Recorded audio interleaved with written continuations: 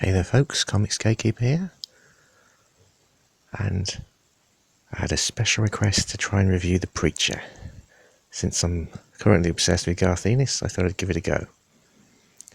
I think I tried the pilot of the TV series. I thought it was good. Then I got distracted by something shiny and went off and did something else. I couldn't even tell you if that show's still on air. Yeah, I'm kind of strange like that. Anyway, I like the book. It clips along nicely. I didn't even notice it was like 45 pages. It was cool. And most importantly, it definitely feels like a sadistic, amoral Garth Ennis book. The first line I remember from the book is, "I knew a man of God once. He wore a top hat. He got put in prison for trying to fuck a retard in the eye socket." So yeah, you're off to the races already with a line like that. But, oh sorry, it's not retard, it's spastic. Yeah, I correct myself, spastic, not retard. A man called Jesse Custer, who has left a life of sin behind, is sitting in a diner talking to his old girlfriend and a random Irishman, and he's telling him about what happened, why he left, why he went off to become a preacher. It's 5 years later. Talks about going into the bar in a small town where he's the local god botherer, and yeah, he gets a little drunk, and he reveals that he knows everything. He knows all their sins. He knows the person who was dared to eat a piece of shit outside the bar when he was a kid. He knows about the person that gets all these fat government subsidies, probably a con. He knows about the two local shit-kicker brothers that raped a hitchhiker and got off scot-free because of a bribe paid by their daddy. And yeah, then he gets beaten up. So the next Sunday, everyone's in church because they're all anxious to see what he's going to say next. The church is full, standing room only.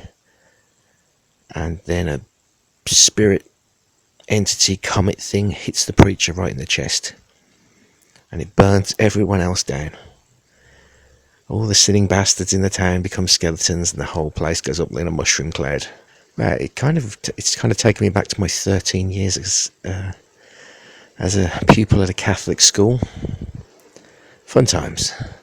You have to forgive the background noise. There's been a storm for the last 3 days, so yeah, it's a little bit noisy when you live in an attic. In heaven, they talk about how a creature called Genesis has escaped, and how the seraphim, the highest choir of angels, are going to be really pissed off if they don't get the thing back. And you get the distinct impression it's the beast that's already attacked the church and the preacher. So, one of the angels, one of the lesser choirs of angels, is sent to get the patron saint of killing, which is an interesting name. Yeah, he turns up there, wakes the fella up from his coffin, and gets shot in the head immediately with his brain spinning on the back of his head.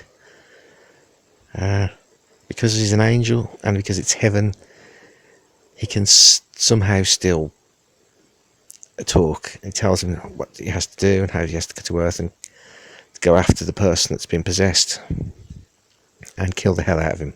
Yeah, then he remarks that he's never even thought about sinning his entire existence, and now it's going to end for him with his brain shot out in a cave. Yeah, welcome to life. You find out Jesse's girlfriend pulled a hit on some mob fella, fucked it up, then ran away. Got into a fella's car, the Irishman, and they both decided to skedaddle together, even though they didn't know each other from Adam.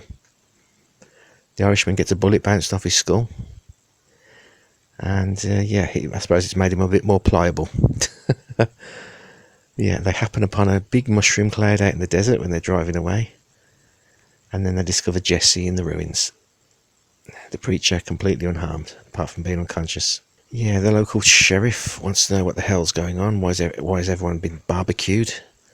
He blames black people, though he doesn't quite put it like that. His deputies are not really down with that idea. they don't know how they were burnt to the bone or any of that stuff. So there's too many inconsistencies in that theory. So the sheriff just says, well, it's obviously Martian black people using their space rays and whatever. The local sheriffs catch up with the preacher and his sidekicks, and they're very, very eager to shoot the fuck out of him, even though they haven't actually done anything. And the preacher uses his special voice, says, "Put the guns down and let us go." And they all immediately do it. And somebody says it's the voice of God. So, yes. Then they drive off in their van. While the local sheriffs see some ancient gunslinger wandering up to them with lots of guns and bandoliers of ammo. And he does not seem impressed with the sheriffs. So yeah, there's a lot of mystery at this point. A lot of Christian mythology. Yes, it takes me back. Yeah, I'm I'm anxious to know what happens next, which is usually the standard I use to see whether or not a comic is good or not. Did it make me want to pick up the next issue? And it did. So yeah, I'll give it 2 thumbs up. Okay, take care, folks. Later.